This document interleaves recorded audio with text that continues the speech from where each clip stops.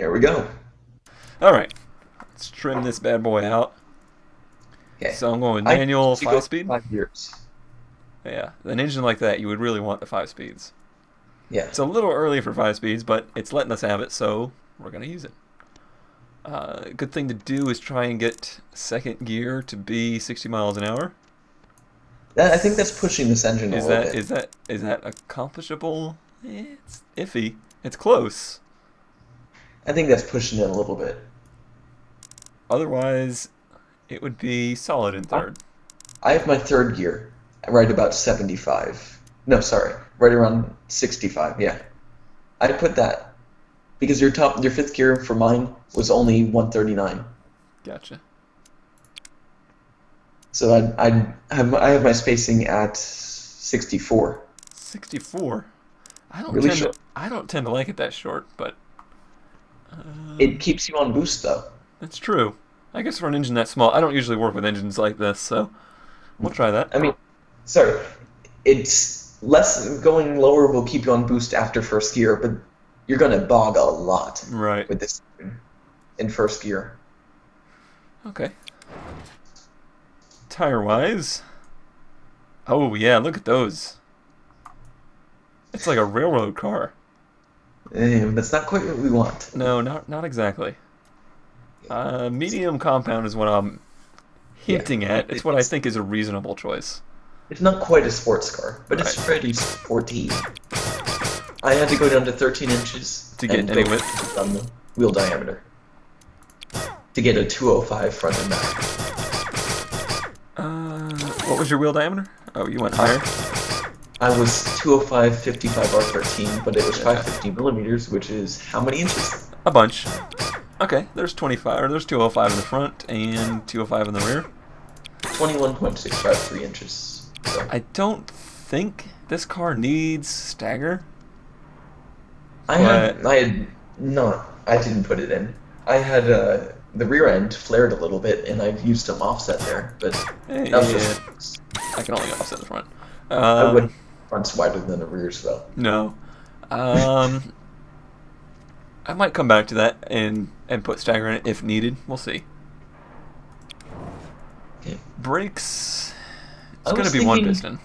This is, I mean, it's not a sports car, but it's, meant to be fairly interesting, fun to drive. I put 2 pistons in the front. I would rather go with 1 pistons and save the money on that because the car is so light. Okay, you could go 1 piston and fairly, the biggest discs basically you could fit. Right, those 9.8s. And just a little bit smaller in the back. Yep. Probably around a 40. Do you want it more comfort on the Yeah, roof? I'd want it. I don't want this car to be real bad in the tameness and just barely getting into the sportiness. Okay. I mean, it's got relatively a lot of power, but that should be enough brakes, I think, to keep it under control. We'll look at it. I made it fully clad on this. I know I'm going much more expensive than you were, but Yeah. Kilrob did explain to you that it's not that expensive. The semi-clad isn't terribly expensive. Once you go into the fully, it starts getting a little bit more expensive. Yes, but you are cutting down quite a bit of drag. Yeah, it might be worth it. They cut some We'll airflow. get that later, I guess. I'd go like 170, you think? Yeah, reliability is a big factor. And I eventually figured out exactly what downforce front and rear I needed to make it 0 pounds of lift, exactly at 125. Oh, really? Yeah, I spent that much time on it, which was actually 11 on the front and 21 on the rear. I don't if you could. think I have a lip on the front of my car, actually. You don't? Nope. Oh. Well, that's not doing anything. Yeah, so, yeah, those are for show. All right. And then 4 seats, not 5, I think. Definitely You don't wanna have a 4. I mean, penalty. with that giant window, you would think 5, but we'll stick with 4. That's going to be a penalty seat in the middle. Yeah. Now, to go back to the theme, the Celica actually had, for the era and for the kind of car it was, I think a rather nice interior. Yeah, it was almost like the Supra of the time in terms of... Right. It was Because the two, right after the 70s, the two kind of separated off. The Supra branched off into its own little thing. So I'd be okay with putting premium in it. I went standard. That's where I went a much more sporty car. Yeah. I went standard, but I think premium's not a long stretch. Yeah. Okay. Okay. And Insulation. insulation. It's always kind of a toss-up. He's not bad actually. Yeah. Yeah. I went standard interior or entertainment. You could go premium if you really wanted to. Get I don't that think they had 8-track. that many. I don't think they had that many bells and whistles. They had No. It They wasn't had bells good and whistles. quality It was just nice stuff. build quality. It did have power steering. I wouldn't say ABS at this time. ABS. I don't think you could get ABS in the 70s, period. I know, but it would really increase our points is the thing. It would, but you couldn't get it. I know, but we want to do well, Cone But we Dodger. want to win. Uh, moral dilemmas are happening right see how now. much- Let's leave it off and see how much it does. Okay. If it's a lot, we can't leave it off. It is a Toyota, and Toyota has always kind of put some emphasis on safety. Cone, this isn't one of your replica builds. This is just our car. But I'm idolizing that car. I'm competing against that car. I don't want to be known as the guy that built that Celica ripoff that killed everybody. You want to be the guy that built that Celica ripoff that actually made people crash and live. Basically, that's what I'm building right now. Okay. So I'm not going to go for the premium. I'm just going to go for standard. Yeah. I think that's acceptable. We'll see how that goes. I put Suspension. sport. I put sport, and then I raised it a little bit, and that was all I did. Okay. Sounds good And to me. then I messed with camber and stuff. But since you have so much more weight in the front, we have to see what that does. Yeah, we'll have to see. It's going to be some adjustment. All right. So I would like this car to have really good tameness, average sportiness, average comfort. Those are my 3 sticking points. Okay. That is So not some- the tameness I was looking for. 38.7. That's not bad for this time. I guess it's But not bad. Let's look at Want to look yeah. at the detail? or the test track. Okay. Hit all the buttons. One of these. No. Oh, yaw rate. Let's see what the yaw rate is. That's more just sporty. Yeah, it could definitely be a lot tamer here. Yeah, right now it's balanced between sportiness and tameness. You see, even though it's further up, they're Mhm. both at 0.93%. Or So 0.93. we could definitely dial some understeer into this thing. Yeah, take off some front camber or something like that. Lower the running costs while you're at it. Let's see. It's got a 54-45 weight balance, so I think maybe putting a little front spring in it would help too. Yeah.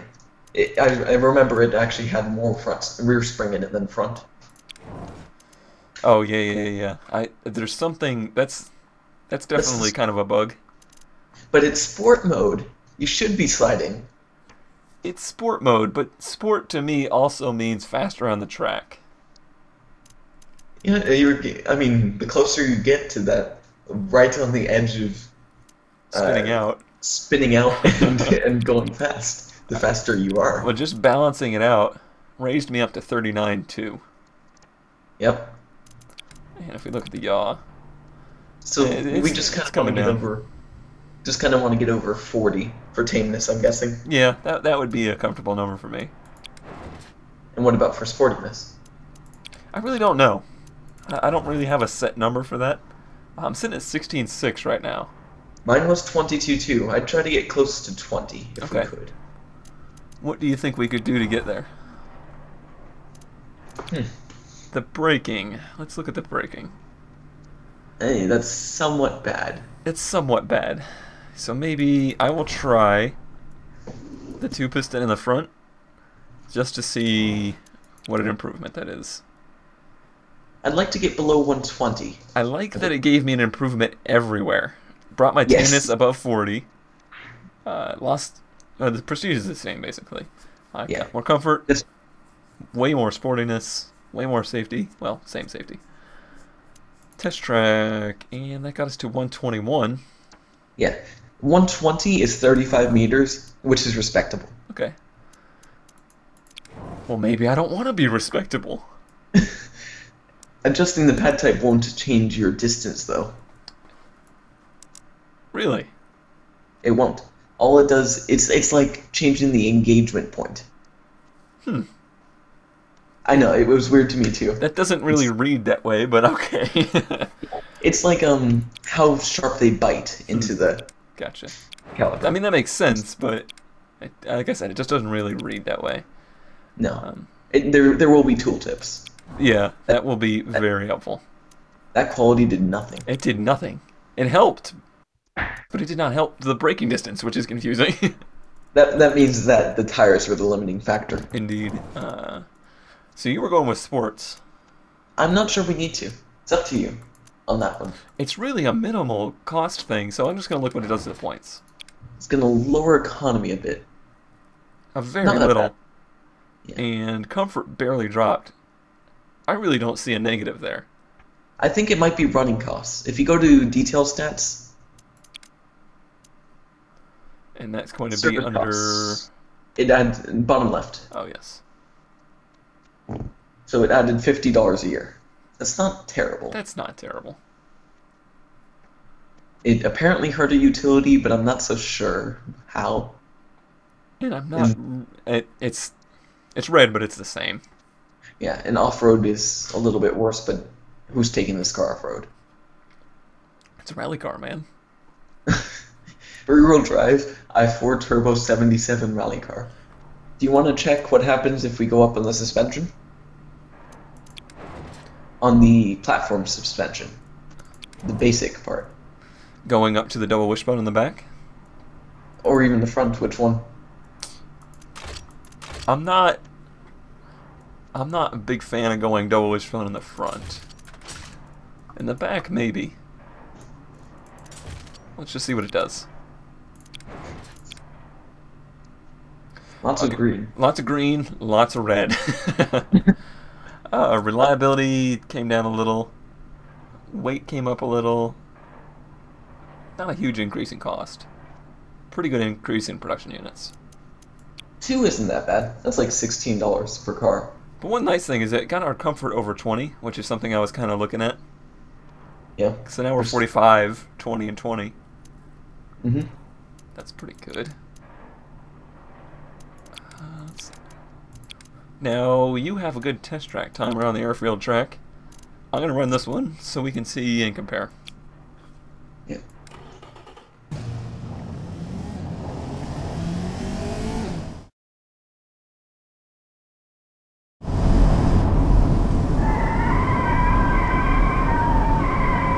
Taking the game online. I just noticed that the quarter mile, 15:06, is almost exactly what my 240 runs. In a 1977 car. Right. Alright, so what was our time? 1 minute 35.39. That's not bad. No, you were at a 134, but your car was a little bit more expensive. And Yeah. we looked it up, and that's actually kind of in the same level as a Mini Cooper S. I Yeah, think your that's car is not identical to a Vauxhall Vectra VXR. That sounds legit to me. You beat the Renault Aventine that they tuned. Where's my body? There it is. Okay. So yeah, I think I'm ahead of the curve enough that this would be kind of an oddity in the world of 1977. This would have been rather earth-shattering. But I feel as though other people probably went less realistic. So I'm interested to see what your take would be on the same challenge in maybe a little less realistic terms. Okay, so I'll get back to you on that Golf GTI-esque body. And I'll probably end up just adding in like a overview of your car after this one. I'll send it over later. Okay. Yes, boss, Cone Dodger. I need that by 5 o'clock stat. Alright, so this is the equivalent car to your sporty car. This is the family version, basically. So it features the same engine. Same engine. It's basically just a stretched chassis of the car, different wheelbase, but same underpinnings. And Giving it a nice dramatic rotation here. oh yeah, and it's a little bit, quite a bit tamer, but quite a bit less sporty, more comfortable, a little bit more prestigious, and a little bit safer. Better for a family car. And it's got a very interesting utility stat. It does. That was a pure coincidence. I'm sure. It's Let's see. There's one thing that we haven't talked about.